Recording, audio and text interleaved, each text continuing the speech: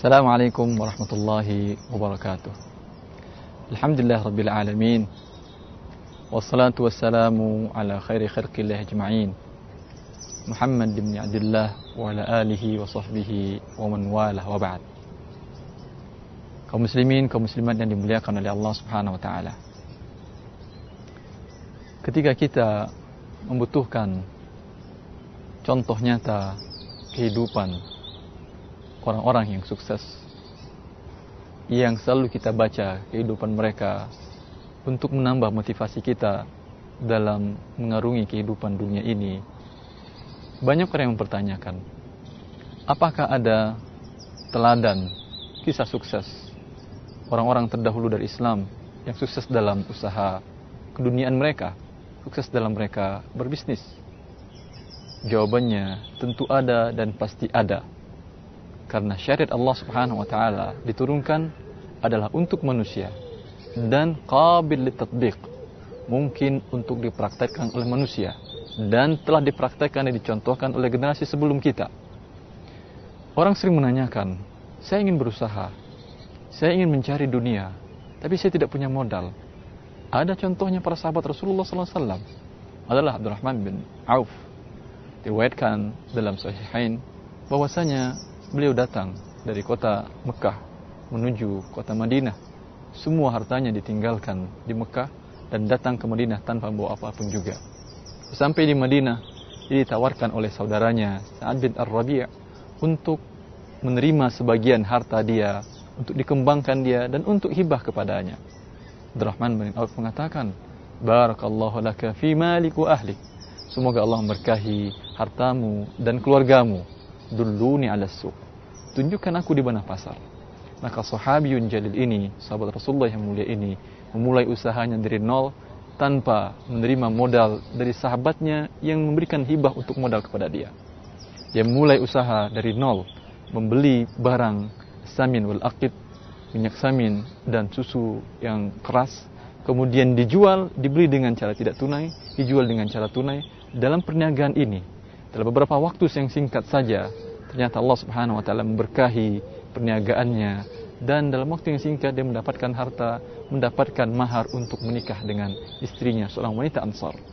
Kemudian sahabat yang mulia ini, berhentikah di sana kesuksesan dia dari usaha yang dimulainya dirintis dari nol ini tanpa dengan usaha permodalan yang ribawi?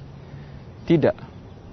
Akhir daripada kesuksesan dia diriwayatkan dalam beberapa kitab sahih dengan sanad yang dibenarkan, yang diterima, yang makbul, bahwasanya adalah Abdurrahman bin Auf ini ketika Rasulullah SAW wafat, dia pernah, setelah Rasulullah SAW wafat, dia pernah menjual salah satu kebunnya seharga 400.000 dirham.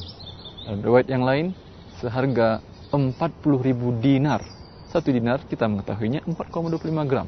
Bisa kita kalikan sekitar lebih 160 kg emas. Ini semuanya diberikannya kepada istri-istri Rasulullah SAW. Setelah itu apakah kesuksesannya berakhir? Tidak. Pernah juga diriwayatkan bahwasanya Aisyah mengatakan datang 70 ekor kendaraan yang membawa makanan milik Abdurrahman bin Auf, lalu dikatakan kepada dia bahwa khawatir harta ini menyebabkan engkau terlambat ditinggalkan oleh sahabat-sahabatmu yang telah dahulu menemui Allah Subhanahu wa taala. Maka dia mengatakan, ya ummah, wahai ibuku, saksikanlah bahwa seluruh kendaraan ini bi ahlasiha wa ajlafiha, dengan seluruh kendaraannya dan seluruh isi-isinya aku sedekahkan untuk para fakir kaum muslimin. Ini dia orang yang sukses di dunia, memulai usahanya dari nol, kemudian menjadi kaya raya, dan setelah kaya raya dia tidak lupa daratan.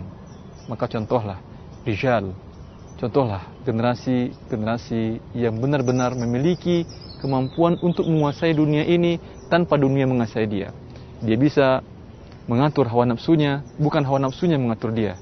Ini dia rijal, ini dari laki-laki. La tulhihim tijaratu wala bai'un an dzikrillah wa iqamis shalah wa ita'iz zakah yakhafuna yawman tataqallabu fihi alqulub wal absar.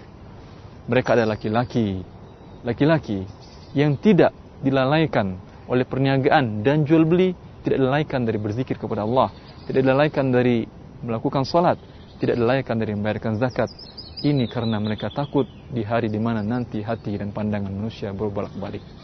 Ini kisah orang sukses sahabat Rasulullah SAW dan banyak lagi sahabat Rasulullah SAW yang lain yang sukses dalam kehidupannya, dalam syattal mayadin, dalam berbagai-bagai lini kehidupan. Ini diantaranya orang sukses dalam berbisnis, dan bisnisnya tidak membawa dia seperti Qarun yang berakhir dengan kehancuran karena kesuksesan dia dalam mencari harta. Semoga contoh yang mulia ini, contoh yang bisa menggugah kita, memotivasi kita untuk berusaha dalam mencari rezeki dunia ini, mengantarkan kita kepada keridhaan Allah Subhanahu wa taala tanpa harus menggantungkan semua usaha kita dengan riba. Wassalamualaikum warahmatullahi wabarakatuh.